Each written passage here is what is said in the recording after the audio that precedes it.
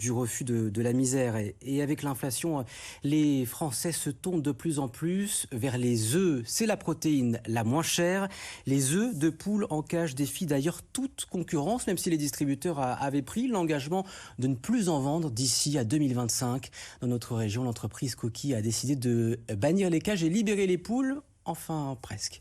Elisabeth Braconnier et Antoine Laroche. C'est la protéine animale la moins chère du marché. Dans cette usine de Flagey, on trie chaque année 70 millions d'œufs, tous pondus en Franche-Comté par des poules qui n'ont jamais vu une cage, et il paraît que ça change tout. Un bon œuf, essentiellement, c'est un œuf le plus frais possible. Faut-il encore que l'aliment que l'on va donner à la poule soit d'excellente qualité. Dans cette entreprise familiale, devenue coopérative en 2019, 50% des œufs sont pondus dans un poulailler comme celui-là. La société en compte 6 qui contiennent chacun 20 à 25 000 poules au sol. Nous, ça fait plus de 10 ans qu'on a fait la transition de poules cage vers des poules sol.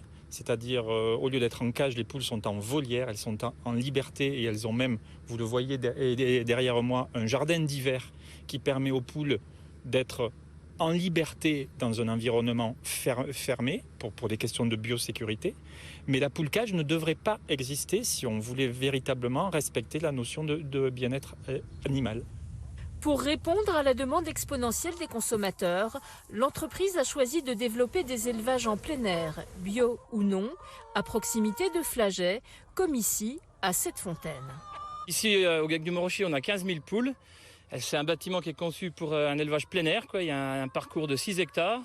Donc ça correspond à 4 mètres carrés par poule. Et les poules sont libres nuit et jour de faire ce qu'elles veulent, sauf qu'on les ferme la nuit pour éviter que des prédateurs rentrent dans le bâtiment. Mais autrement, elles sont en liberté totale. Des élevages comme celui-là, il en existe 8 autres dans la région et 2 nouveaux devraient bientôt voir le jour. La France